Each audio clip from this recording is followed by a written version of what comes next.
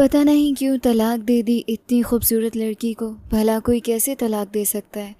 तौबा तौबा, उस आदमी ने तो कुछ भी ना सोचा।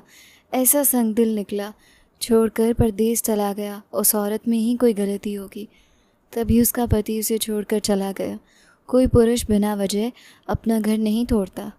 मीरा खामोश बैठी थी, सर झुका हुआ था, नज़रें ज़मीन पर जमी हुई थी और शब्द उसके दिल पर चोट लगा रहे थे। वो किसी की तरफ देखने की हिम्मत नहीं कर पा रही थी। अचानक उसने दरवाजे की तरफ देखा। निखिल घर के अंदर दाखिल हो रहा था।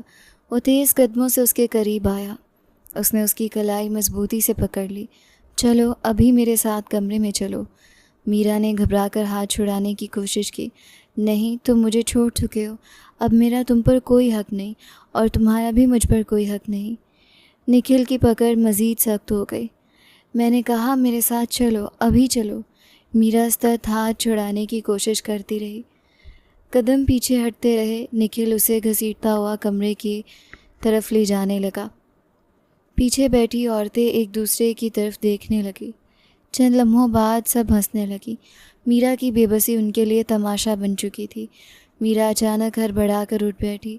उसका सांस बुरी तरह फूला हुआ था, माथे पर पसीना था, दिल बहुत तेज़ी से धड़क रहा था। चंद लम्हों बाद उसे एहसास हुआ ये सिर्फ एक बुरा सपना था। उसके पति के छोड़ने के 4 महीने गुजर चुके थे। श्रद्ध और शुद्धि का समय ख़त्म होने में सिर्फ चंद दिन बाकी थे। वो आज भी उसी घर में रह रही थी। ये सिर्फ उसका ससुराल नहीं था, ये उसके बड़े पापा का घर भी था। निखिल उसके बड़े पापा का बड़ा बेटा था।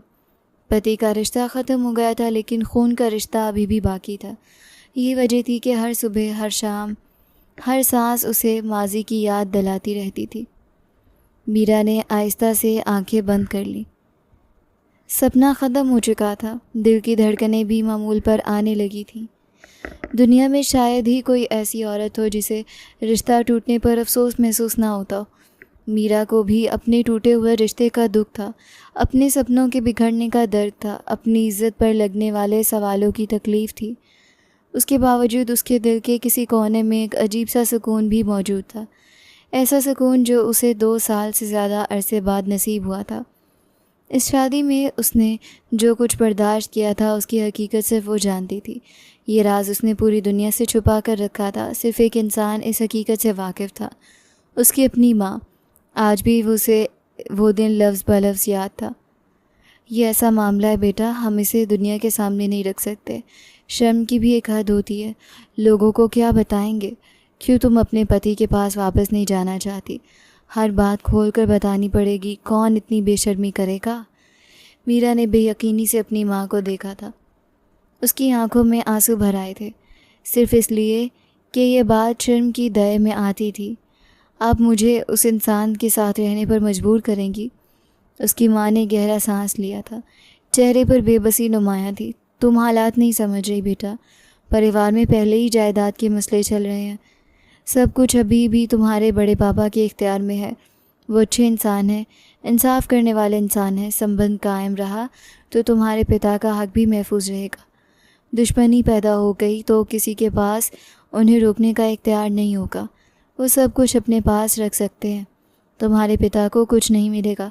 तुम्हारे भाइयों का भविष्य तबाह हो जाएगा। सब कुछ दोबारा बनाना पड़ेगा। मीरा की आंखों से आंसू बहने लगे थे।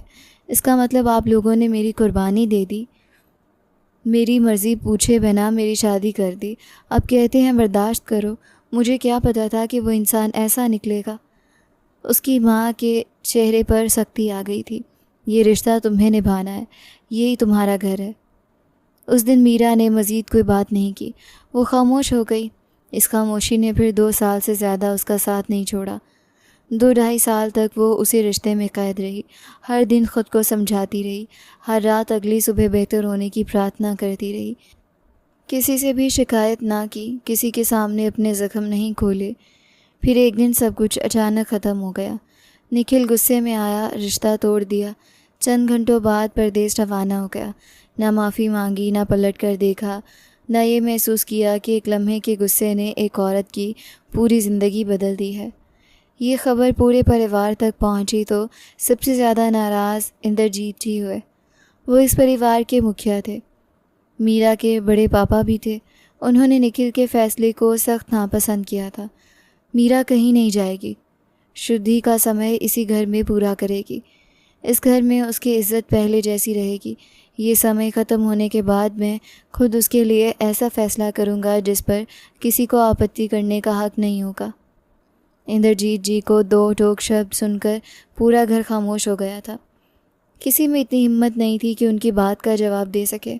मीरा ने पहली बार महसूस किया था कि इस घर में कम से कम एक इंसान ऐसा मौजूद है जो उसे बोझ नहीं समझता। अब यह समय पूरा होने में सिर्फ चंद दिन बाकी थे। उसे पता नहीं था कि इसके बाद उसकी ज़िंदगी किस दिशा में जाने वाली थी। इतना ज़रूर महसूस हो रहा था कि किस्मत एक बार फिर उसे उसके दरवाजे पर दस्तक देने वाली थी। समय पूरा हुए चंद दिन गुजर चुके थे। उस सुबह मीरा ने महसूस किया कि घर का माहौल मामूल से अलग था। सब लोग एक एक करके बैठक में जमा हो रहे थे। बुज़ुर्ग भी मौजूद थे, घर के पुरुष भी, औरतें भी खामोशी से एक तरफ बैठी थीं। इतने लोगों का एक वक्त में जमा होना आम बात नहीं थी। इस घर में सिर्फ महत्वपूर्ण फ़ैसले इसी अंदाज में किए जाते थे।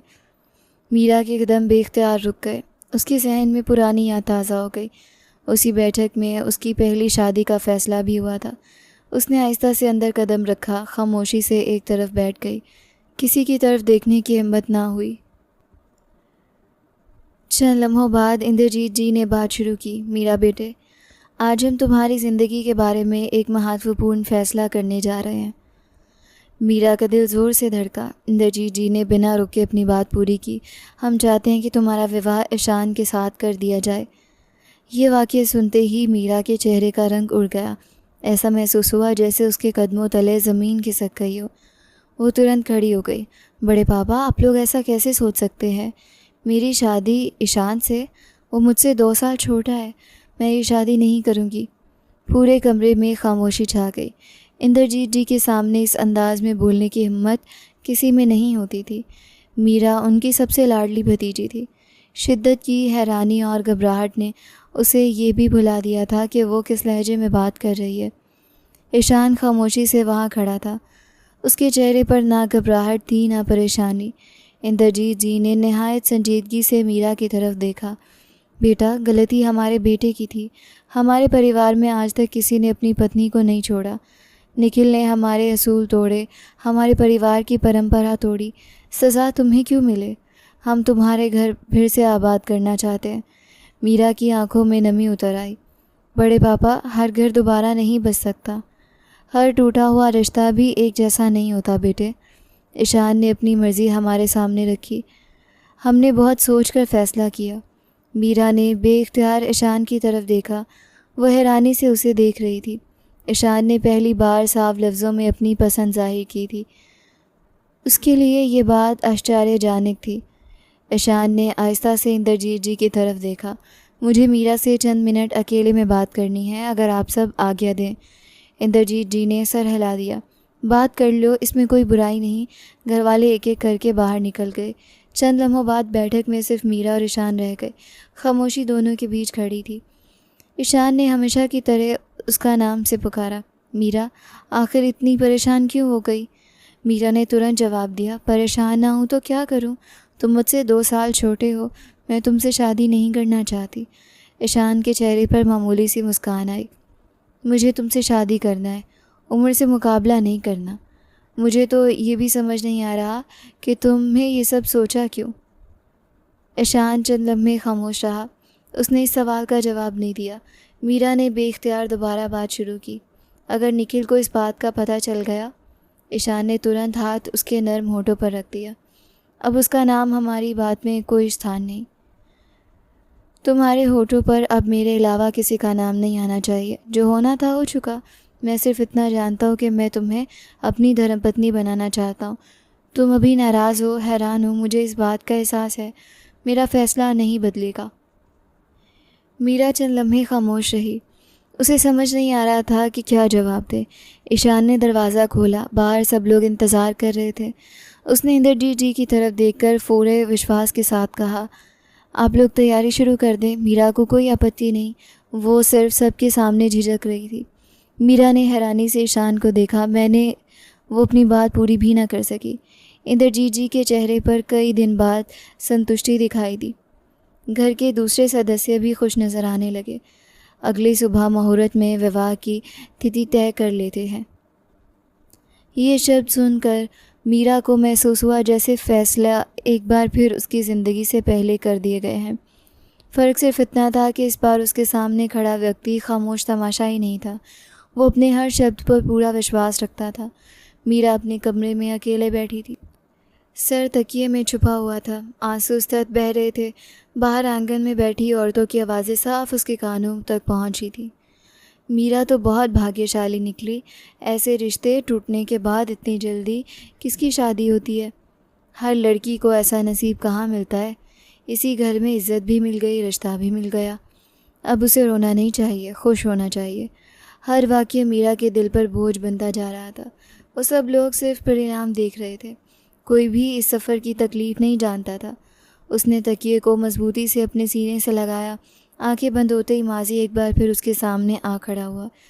वो रात उसे आज भी लफ्ज़ पा लफ्ज़ याद थी। पूरी रात, हर लम्हा, हर एहसास। वो दुल्हन बनी अपने कमरे में बैठी थी। दिल में हज़ारों सपने थे, नई ज़िंदगी की बेशुमार आशाएं थीं। हर लड़की की तरह उसने भी यही सोचा था कि उसका पति उसकी ज़िंदगी का सबसे सुरक्षित रिश्ता बनेगा। कमरे का दरवाज़ा आहिस्ता से खुला। निखिल अंदर आया। चेहरे पर मुस्कान थी, लहजा नर्म था। वो आहिस्ता आहिस्ता उसके करीब आया। मीरा, आज से तुम सिर्फ मेरी हो।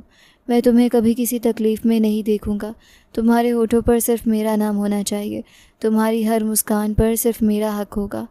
वो शब्द सुनकर मीरा के दिल में अजीब सा सुकून उतर आया था। उसे लगा था उसकी किस्मत वास्तव में अच्छी है। उसने अपने ईश्वर का शुक्र अदा किया। लेकिन उसी रात मीरा को पता चला था कि निखिल एक अत्यंत क्रूर और शिद्दत पसंद आदमी था, जिसकी कुछ अलग ही तरह की ज़रूरतें थीं। शुरू में तो उसका रवैया अच्छा होता था और वो अपनी बातों में लगाकर मीरा से अपनी हर बात मनवा लेता था। कुछ ही दिन गुजरे, वही नर्म लहजा बदलने लगा, वही मुस्कान गायब होने लगी, वही इंसान आहिस्ता आहिस्ता एक अजनबी बनता चला गया। आहिस्ता आहिस्ता मीरा उसके लिए बस एक भड़ास निकालने का ज़रिया बन गई, जिस पर आकर वो अपनी भड़ास निकाल देता। कभी बाहर का गुस्सा, कभी दोस्तों से लड़ाई हो जाने का दुख, कभी ऑफिस का कोई मसला। वो बस मीरा को एक स्ट्रेस बॉल की तरह इस्तेमाल कर रहा था। मीरा ने पहली बार उसकी ऐसी शख्सियत देखी थी जिसका उसने कभी कल्पना भी नहीं किया था। उसके रवैये में सख्ती बढ़ने लगी, गुस्सा मामूल बन गया, आदर सम्मान ख़त्म होने लगा और मीरा की राय की कोई अहमियत बाकी ना रही। हर दिन उसके लिए एक नई परीक्षा लेकर आता। वो खामोश रही, बर्दाश्त करती रही, किसी से शिकायत ना की। अपनी तकलीफ़ सिर्फ अपनी माँ को बताई, वो भी इतनी ही जितनी शब्दों में बयान हो सकती थी। बाकी दर्द उसने अपने दिल में दफन कर दिया। आज जब सब लोग ईशान की तारीफ़ कर रहे थे, नई शादी की खुशियाँ मना रहे थे, मीरा के दिल में खुशी से ज़्यादा डर मौजूद था। उसे बार बार यही महसूस हो रहा था कि हर कहानी की शुरुआत खूबसूरत ही होती है। उसे डर इस बात का था कि कहीं अंजाम भी पहले जैसा ना हो। उसकी आंखों से एक बार फिर आंसू बहने लगे। वो आहिस्ता से ख़ुद से बोली, अगर हर मुस्कान के पीछे एक नया दुख छुपा हो तो फिर इंसान किसी नई खुशी पर विश्वास कैसे करे। मीरा बिस्तर पर खामोश लेटी हुई थी, चेहरा तकिए में छुपा हुआ था, आंखों से आंसू सतत बह रहे थे। उसके जहन में एक ही बात बार बार घूम रही थी, ईशान। वो बार बार उसी नाम के बारे में सोच रही थी। फिर उसके जहन में निखिल का चेहरा उभर आया।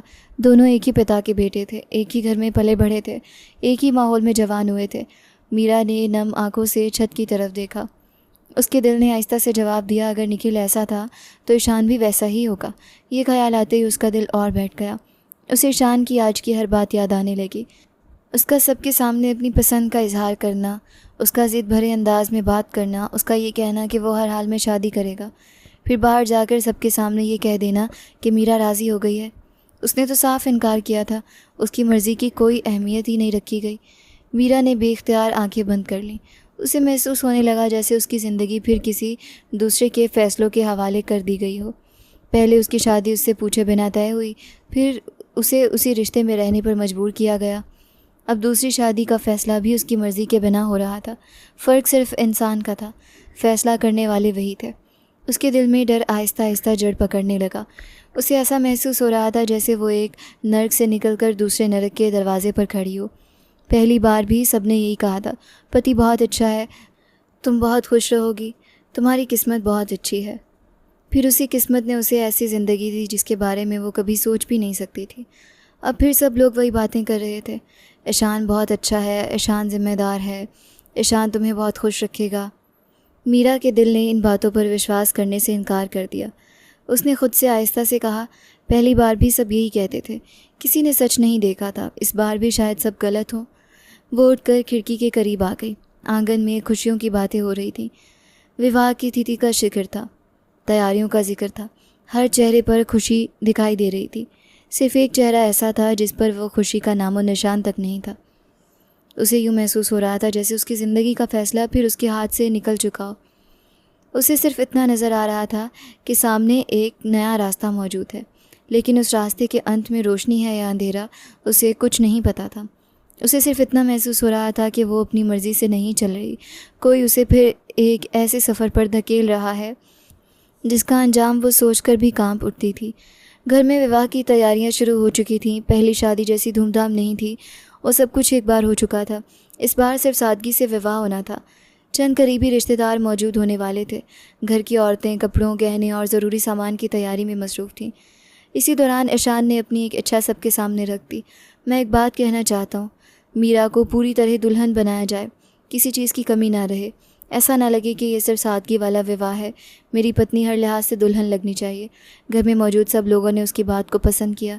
ये तो उसका हक है, पत्नी अपने पति के लिए ही साज सिंगार करती है। ईशान ने कोई गलत बात नहीं की। दुल्हन को पूरी तैयारी के साथ ही तैयार होना चाहिए। ईशान खामोशी से वहाँ से उठकर चला गया। मीरा दूर खड़ी सब कुछ सुन रही थी। उसके दिल में एक अजीब सा डर फिर जागा। उसे फिर वही पहली शादी याद आने लगी। खूबसूरत शब्द, खूबसूरत वादे, खूबसूरत आगाज़, फिर एक ऐसा अंजाम जिसने उसकी पूरी ज़िंदगी बदल दी।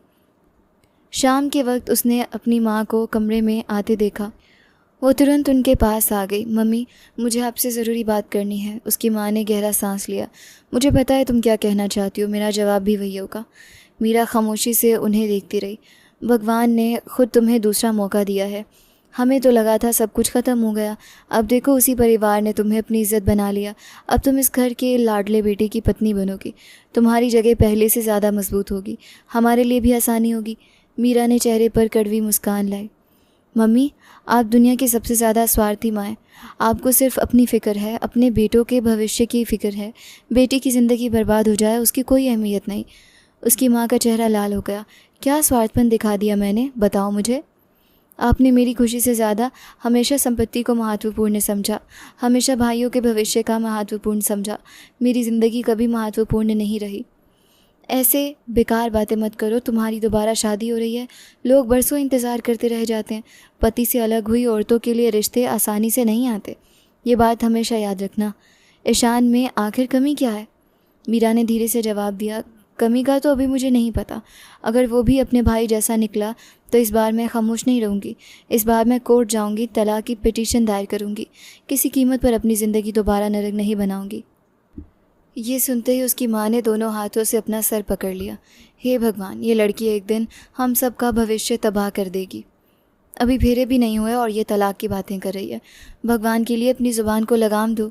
हर इंसान एक जैसा नहीं होता। मीरा ने कोई जवाब नहीं दिया। वो खामोशी से खिड़की की तरफ देखने लगी। उसे अपनी माँ की बातों पर विश्वास नहीं आ रहा था। उसे सिर्फ इतना पता था, पहली बार उसने दूसरों पर भरोसा किया था और उस भरोसे की कीमत उसने अपनी ज़िंदगी से अदा की थी। अब दूसरी बार भरोसा करना उनके लिए सबसे मुश्किल काम बन गया था। घर में विवाह की रस्म सादगी से शुरू हो गई। करीबी रिश्तेदार मौजूद थे। घर का माहौल शांत था। हर व्यक्ति खामोशी से रस्में पूरी होते देख रहा था। पंडित जी ने मीरा की तरफ देखकर पूछा, बेटी, कोई विशेष शर्त रखना चाहती हो? कन्यादान या स्त्री धन के बारे में कुछ कहना चाहती हो? ये इस परिवार की पुरानी परंपरा थी। हर लड़की से उसकी राय ज़रूर पूछी जाती थी। मीरा चंद लम्हे खामोश रही, फिर उसने आहिस्ता से नज़रें उठाकर इंद्रजीत की तरफ देखा। बड़े पापा, जो आपको उचित लगे।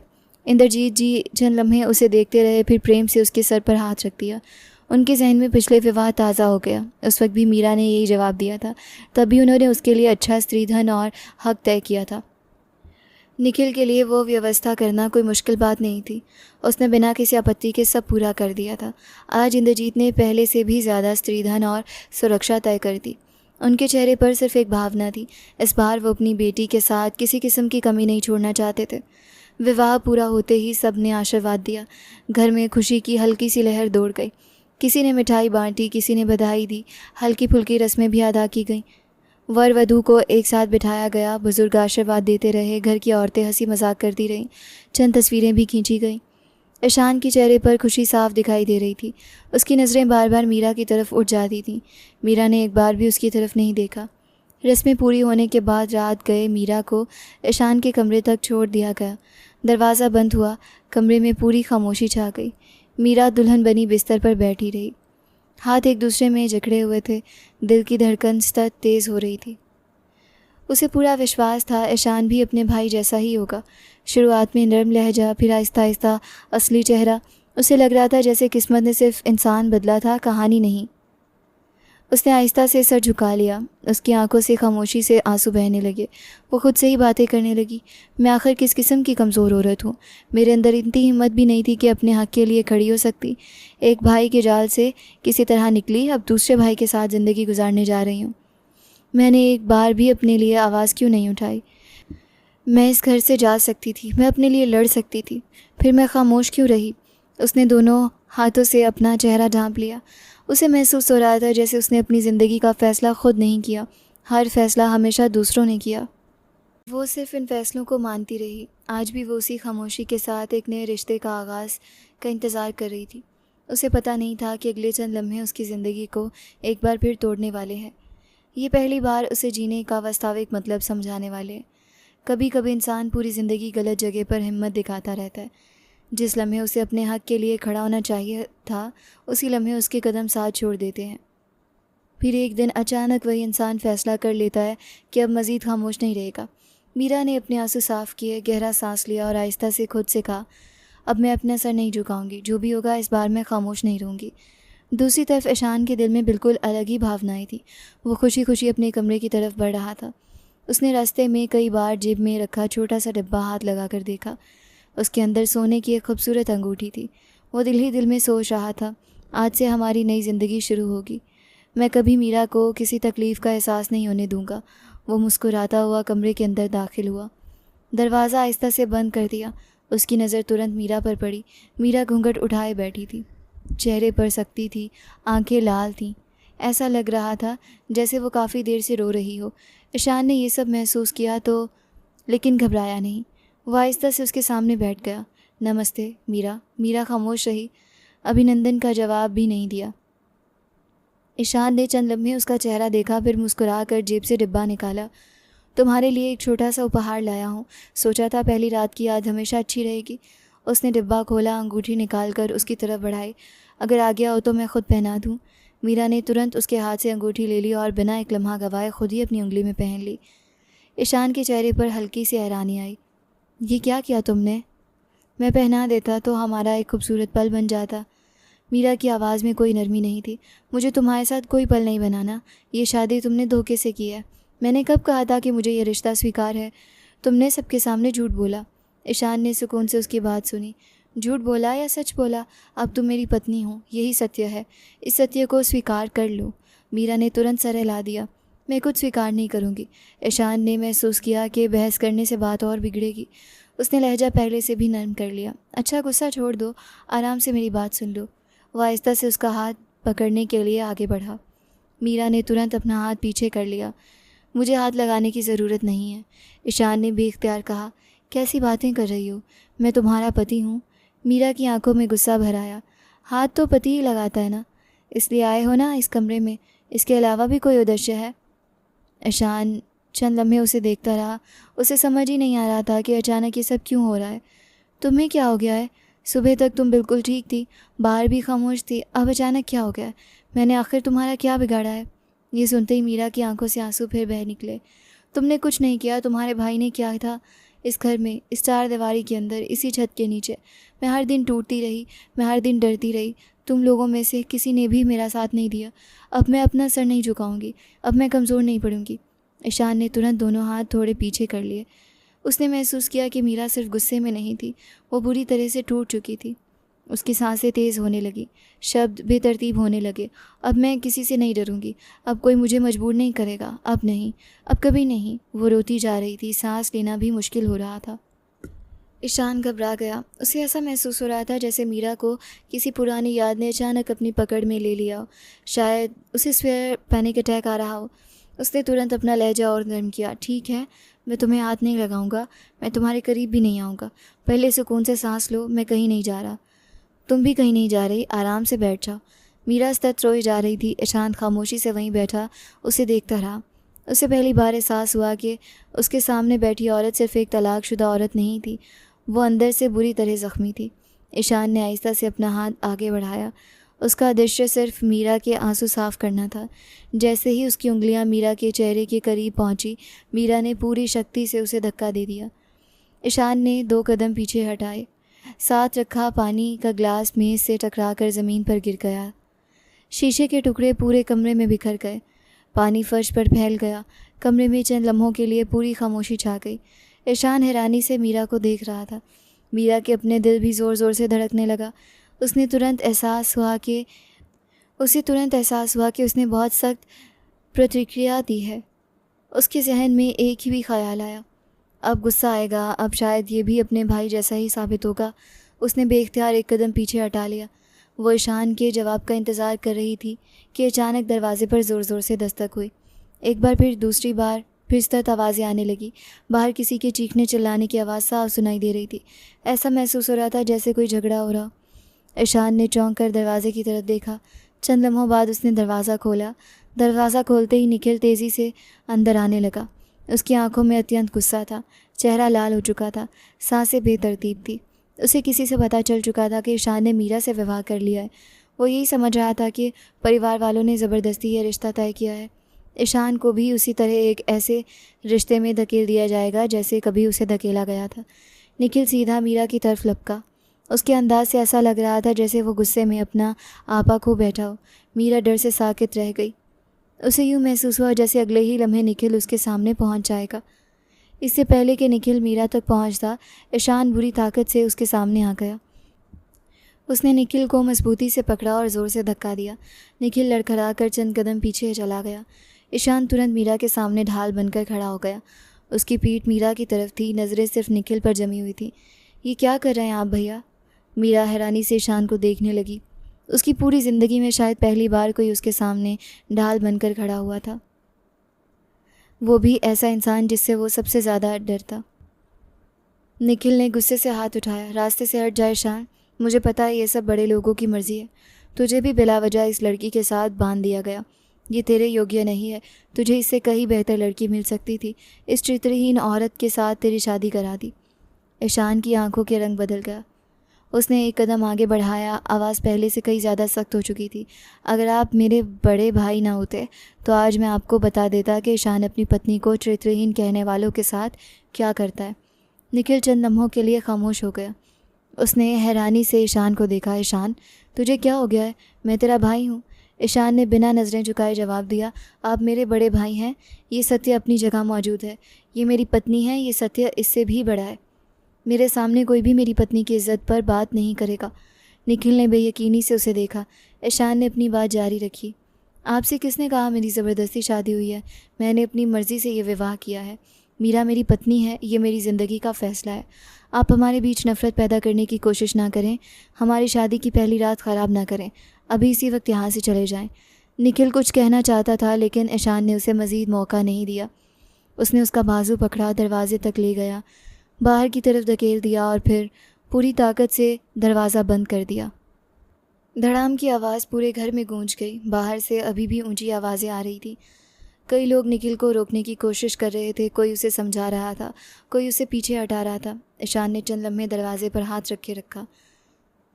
उसकी सांसें भी तेज़ चल रही थी। वो पहली बार अपने बड़े भाई के सामने इस अंदाज में खड़ा हुआ था। चंद लम्हों बाद उसने आहिस्ता से आंखें बंद की, गहरा सांस लिया और फिर मुड़ा। मीरा अभी भी वहीं खड़ी थी। उसकी आंखों से सतत आंसू बह रहे थे। वो ईशान को ऐसे देख रही थी जैसे पहली बार इस इंसान को समझने की कोशिश कर रही हो। ईशान चंद लम्हे खामोश खड़ा रहा। उसने मीरा की तरफ देखा। आंखों में अभी भी डर बाकी था। सांसें अभी भी पूरी तरह मामूल पर नहीं आई थी। वो बहुत सावधानी से उसकी तरफ बढ़ा। उसने आहिस्ता से मीरा को अपने करीब किया, फिर उसे गले से लगा लिया।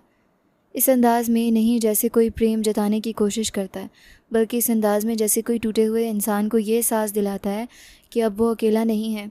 उसके हाथों में कोई बेसब्री नहीं थी, सिर्फ संतुष्टि थी, सिर्फ सुरक्षा का एहसास था।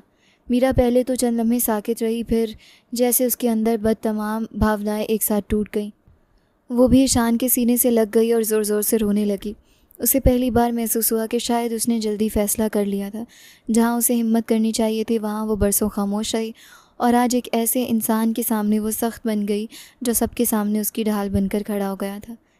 ईशान ने उसे रोने दिया, उसे खामोश कराने की कोशिश नहीं की। काफ़ी देर बाद उसने आहिस्तगी से उसके आंसू साफ़ किए। फिर मेज़ पर रखा गहने का डिब्बा खोला, बहुत सावधानी से उसकी चूड़ियाँ उतारने लगा। हर चूड़ी आहिस्ता से रखता जाता, फिर कानों के झुमके उतारे, आखिर में हार की तरफ हाथ बढ़ाया। साथ ही धीमे लहजे में बोला, परेशान मत हो, मैं हूँ तुम्हारे साथ, फ़िक्र मत करो। सुबह होने तक इस घर में तुम्हारे खिलाफ़ बोलने वाला कोई नहीं होगा। मीरा ने हैरानी से उसकी तरफ देखा। क्या मतलब, क्या करने वाले हो तुम? ईशान ने हार का लॉक खोलते हुए शांत लहजे में जवाब दिया, फ़िक्र मत करो, मैंने जो कहा है वही होगा। इस घर में कोई तुम्हारे ख़िलाफ़ एक शब्द भी नहीं बोलेगा। जैसे ही हार उसकी गर्दन से उतरा, ईशान की नज़र अचानक एक पुराने निशान पर ठहर गई। उसके हाथ वहीं रुक गए, चेहरे का रंग बदल गया। ये निशान कैसा है? वो जवाब जान चुका था, फिर भी पूछ बैठा। मीरा ने नज़रें झुका लीं, खामोशी ही उसका जवाब बन गई। ईशान ने आवाज़ पहले से कहीं ज़्यादा धीमी हो गई। मीरा, ये मत कहना ये सब निखिल के, वो अपना वाक्य पूरा ना कर सका। मीरा ने आहिस्ता से हाँ में सर हिला दिया। ईशान के चेहरे के भाव बदल गए, आंखों में नमी उतर आई, जबड़े सख्त हो गए। उसे महसूस हुआ जैसे उसके अंदर गुस्से की एक लहर उठ रही हो। उसने तुरंत नज़रें दूसरी तरफ कर लीं। कुछ लम्हों तक कुछ बोल ही ना सका, फिर दोबारा मीरा के करीब आया और उसे एक बार फिर नहायत सावधानी से गले लगा लिया। अब कुछ मत सोचो, जाओ कपड़े बदल लो, आराम करो, सुकून से जाओ। इतने सुकून से सो जाओ कि अगर पूरी दुनिया भी इस कमरे के बाहर तुम्हारे ख़िलाफ़ खड़ी हो जाए, तभी इस कमरे के अंदर आकर कोई तुम्हें नुकसान नहीं पहुंचा सकेगा। मैं यहाँ मौजूद हूँ, जब तक मैं हूँ तुम्हें किसी से डरने की ज़रूरत नहीं। ये शब्द मीरा के दिल में उतरते चले गए। काफ़ी समय बाद किसी की बातों ने उसे सुकून दिया था। वो खामोशी से कपड़े बदलने चली गई। चंद मिनट बाद वापस आई, चेहरे पर थकान साफ दिखाई दे रही थी। ईशान बिस्तर के पास बैठ गया। आओ आराम से लेट जाओ। मीरा चंद लम्हे झिझकी, फिर खामोशी से उसके करीब आकर लेट गई। ईशान ने अपना कंधा उसके लिए सहारा बना दिया। मीरा ने बेख्तियार सर उसके कंधे पर रख दिया। चंद ही लम्हों बाद उसकी बेतरतीब सांसें मामूल पर आने लगीं। आंखें बंद हो गई। वो पहली बार किसी डर के बिना सो गई थी। ईशान ने एक नज़र उसके शांत चेहरे पर डाली। वो छत की तरफ देखने लगा। उसके जहन में सिर्फ एक ही सवाल घूम रहा था, अब आगे क्या करना है। उसे सिर्फ अपनी पत्नी का साथ नहीं देना था, उसे उसके टूटे हुए विश्वास को भी दोबारा जीवित करना था। सुबह की हल्की रोशनी पूरे घर में फैल चुकी थी। रात का हंगामा ख़त्म हो गया था। खामोशी ज़रूर थी, लेकिन सुकून अभी तक वापस नहीं आया था। ईशान ने मीरा की तरफ देखा। तुम अभी कमरे में ही रहना, मैं कुछ ज़रूरी बात करने जा रहा हूँ। मीरा ने खामोशी से सर हिला दिया। ईशान कमरे से बाहर निकल गया। रात भर निखिल ने पूरे घर में एक ही बात फैलाई थी। वो हर आने जाने वाले के सामने मीरा पर आरोप लगाता रहा था। ये लड़की चरित्रहीन थी, इसलिए मैंने इसको छोड़ दिया।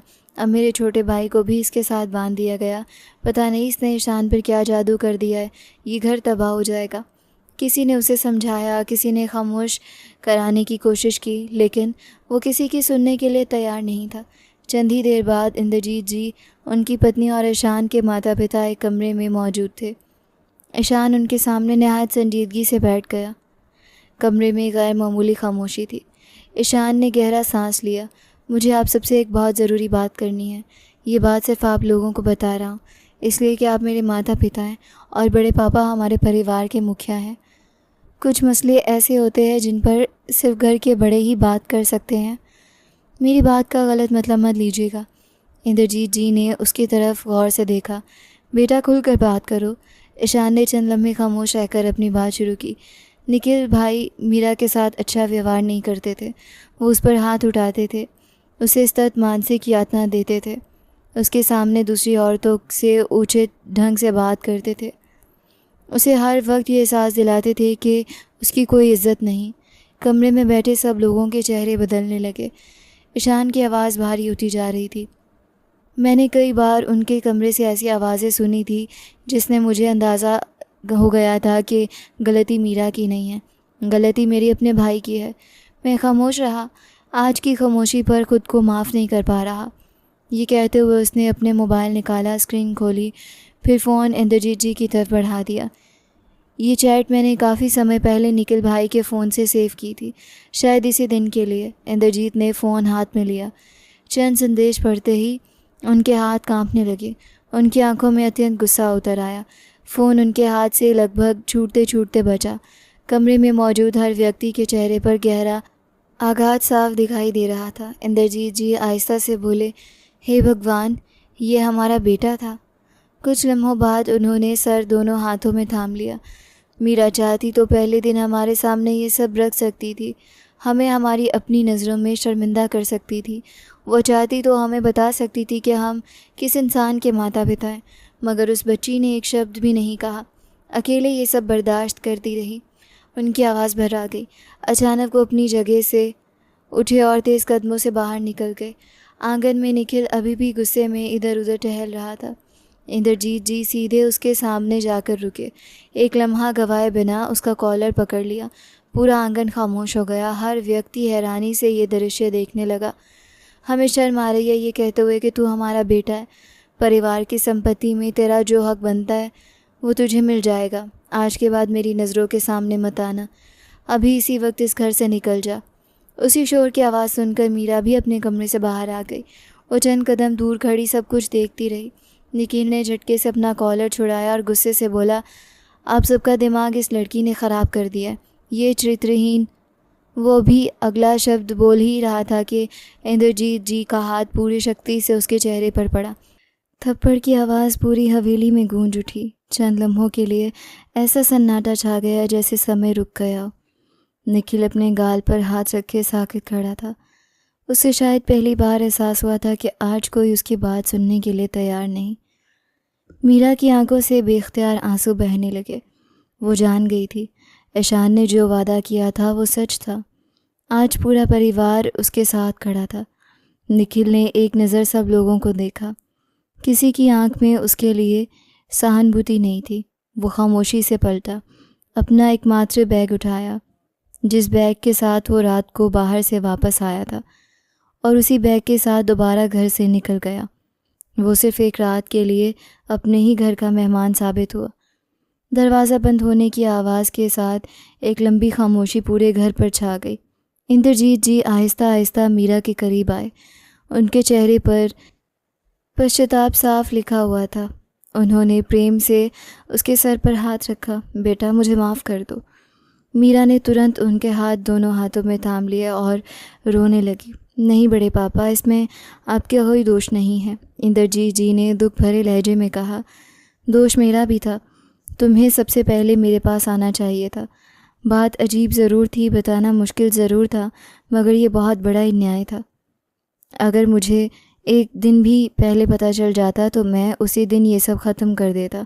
बहरहाल, अब एक बात हमेशा याद रखना, अगर ईशान कभी तुम्हारे साथ कोई गलती करे तो एक लम्हा गवाए बिना मेरे पास आ जाना।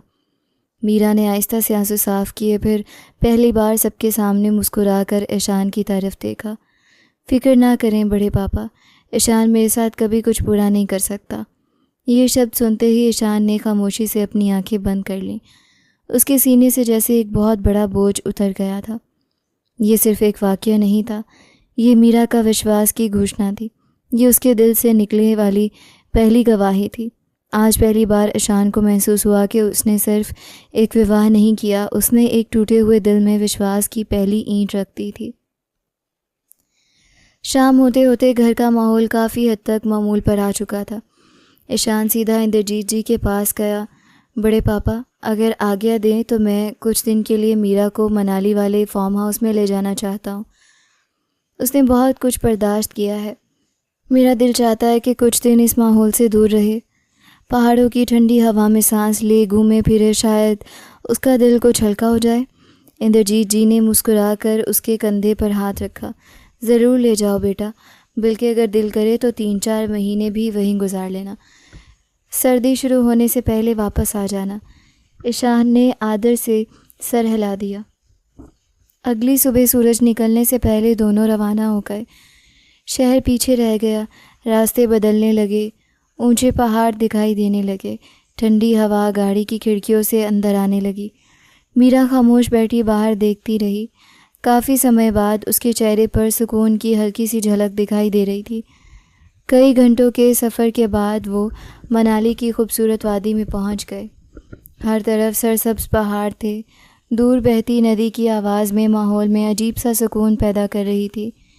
उनके परिवार का फार्म हाउस वादी के शांत हिस्से में स्थित था।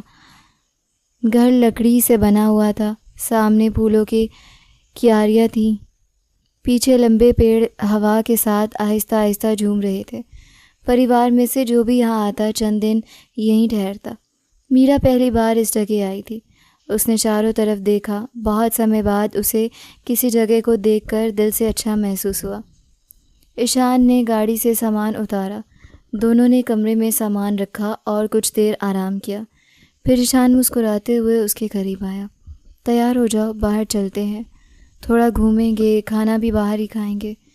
मीरा ने हाँ में सर हिलाया। वो कमरे से जाने लगी, फिर अचानक रुक गई, वापस मुड़ी और आहिस्ता आहिस्ता ईशान के करीब आ गई। एक बात कहनी थी। ईशान ने मुस्कुराकर कहा, हाँ बोलो। मीरा ने पहले उसका एक बाजू पकड़ा, फिर दूसरा, और नरमी से दोनों बाजू फैला दिए। ईशान हैरानी से उसे देखने लगा। अगले ही लम्हे मीरा एक कदम आगे बढ़ी और बड़े प्यार से उसके गले लग गई। ईशान चंद लम्हे खामोश रहा, फिर उसने बहुत सावधानी से अपने बाजू उसके गिर्द रख दिए। ये क्या कर रही हो तुम? मीरा ने धीरे से जवाब दिया, धन्यवाद अदा कर रही हूँ। ईशान के होठों पर मुस्कान आ गई। इतना सा धन्यवाद? ज़रा ज़्यादा धन्यवाद अदा करो ना। मीरा ने हैरानी से उसकी तरफ देखा। ईशान हल्के से हंस पड़ा। एक काम करते हैं, अभी इतना धन्यवाद काफ़ी है, बाकी का धन्यवाद रात को ले लूँगा। मीरा चंद लम्हे उसे देखती रही, फिर उसके गाल हल्के हल्के लाल होने लगे। वो तुरंत नज़रें झुका गई। ईशान हंसते हुए बोला, अरे मैं मजाक कर रहा हूँ। मीरा ने बेइख्तियार मुस्कुरा दिया। आप भी ना। कमरे का माहौल पहली बार पूरी तरह से हल्का फुल्का हो गया था। चंद लम्हों बाद दोनों फार्म हाउस से बाहर निकल आए। पहाड़ों से उतरती ठंडी हवा उनका स्वागत कर रही थी। दूर बहती नदी की आवाज़, सरसब्ज वादियाँ, ढलती शाम का सुनहरा रंग, यूँ महसूस हो रहा था जैसे कुदरत खुद मीरा के ज़ख्मों पर मरहम रखने की कोशिश कर रही हो। दोनों आहिस्ता आहिस्ता साथ चलते हुए वादी की तरफ बढ़ गए। मनाली की शाम अपनी पूरी खूबसूरती के साथ उनके सामने फैली हुई थी। ठंडी हवा आहिस्ता आहिस्ता चल रही थी। दूर पहाड़ों की चोटियों पर सूरज की आखिरी किरणें सुनहरा रंग बिखेर रही थी। नदी का पानी सतत बह रहा था। ईशान ने आहिस्ता से मीरा की तरफ देखा। एक बात पूछूं? मीरा ने मुस्कुराते हुए उसकी तरफ देखा। आज बड़ी आज्ञा लेकर बातें हो रही हैं। पूछिए, अब भी मुझसे डरती हो? मीरा ने चंद लम्हे सोचा। सच सुनना है? हमेशा। थोड़ा सा। ईशान ने हैरान होने की अदाकारी की। मैं इतना शराफत वाला इंसान हूँ, मुझसे डर लगता है। शराफत का सर्टिफिकेट आपने खुद ही जारी किया है? अच्छा, तो तुम्हारी नज़रों में मैं कैसा हूँ? कभी बहुत अच्छे लगते हैं, कभी बहुत ज़िद्दी, कभी बहुत अजीब। ईशान हंस पड़ा। चलो, कम से कम विलन तो नहीं कहा। वो खिताब पहले से किसी के पास सुरक्षित है। ईशान तुरंत खामोश हो गया। वो अध्याय ख़त्म। आज से उसका जिक्र सिर्फ तुम्हारी मर्ज़ी पर होगा, मेरी तरफ से कभी नहीं। मीरा ने पहली बार संतुष्टि से उसकी तरफ देखा। यही बात मुझे आप में सबसे अच्छी लगती है। कौन सी? आप मेरी बात पूरी सुनते हैं। ईशान ने कल्पित गर्व से गर्दन सीधी की। ये तो मेरी जन्मजात खूबी है। झूठ? क्या मतलब झूठ? माता जी कह रही थी कि बचपन में आप एक मिनट भी खामोश नहीं बैठते थे। ईशान ने तुरंत दोनों हाथ उठा दिए। घर वालों की गवाही अदालत में स्वीकार नहीं होती। मीरा हंस पड़ी। कई दिनों बाद उसकी हंसी में कोई डर शामिल नहीं था। ईशान कुछ लम्हे खामोशी से उसे देखता रहा। एक बात बताऊं? जी। तुम हंसती हो तो ये पूरी वादी पहले से ज़्यादा खूबसूरत लगती है। मीरा ने तुरंत नज़रें झुका लीं। ये तारीफ़ करने की प्रैक्टिस पहले से की हुई है? बिल्कुल नहीं। फिर इतनी अच्छी तारीफ़ कैसे कर लेते हैं? दिल से निकलने वाली बात याद नहीं करनी पड़ती। मीरा ने हल्के से मुस्कुरा कर कहा, आपको हर बात का जवाब आता है? नहीं। कौन सी बात का जवाब नहीं आता? ये कि तुम इतनी जल्दी नाराज़ क्यों हो जाती हो? मैं नाराज़ नहीं होती। अच्छा, बिल्कुल नहीं। तो फिर पहली रात अंगूठी मुझसे छीन कर खुद क्यों पहन ली थी? मीरा ने लज्जा से होंठ काट लिए। वो क्या? गुस्सा था। अब अगर दोबारा अंगूठी दूँ तो? अब खुद पहना दीजिएगा। ईशान ने खुश होकर कहा। ये हुई ना बात। दोनों आहिस्ता आहिस्ता चलते रहे। रास्ते के किनारे छोटे छोटे जंगली फूल खिले हुए थे। मीरा एक फूल के पास रुक गई। ये कितने खूबसूरत हैं। ईशान ने मुस्कुरा कर कहा, तोड़ दूँ? नहीं। क्यों? हर खूबसूरत चीज़ अपने मूल स्थान पर ही अच्छी लगती है। ईशान ने सर हिलाया। ये बात भी सही है। चंद कदम आगे जाकर एक लकड़ी की बेंच रखी हुई थी। दोनों वहाँ बैठ गए। कुछ देर खामोशी रही। फिर ईशान ने आहिस्ता से कहा, मीरा जी, मैं तुमसे एक वादा करना चाहता हूँ। कौन सा? अगर कभी मेरी किसी बात से तुम्हें तकलीफ़ पहुँचे, उसी दिन मुझे बता देना। खामोश मत रहना। मैं तुम्हारे दिल की बात पढ़ना नहीं जानता, मुझे सुननी पड़ेगी। मीरा की आंखें नम हो गई। मैं भी एक वादा करना चाहती हूँ, सुन रहा हूँ। अगर मुझे कभी किसी बात से डर लगा, मैं इस बार खामोश नहीं रहूँगी। सबसे पहले आपको बताऊँगी। ईशान ने मुस्कुराकर अपना हाथ उसकी तरफ बढ़ा दिया। पक्का वादा? मीरा ने हल्की सी झिझक के बाद अपना हाथ उसके हाथ पर रख दिया। पक्का वादा। ईशान ने तुरंत कहा। देख लिया, अब हाथ खुद रखा है, बाद में मत कहना ज़बरदस्ती की।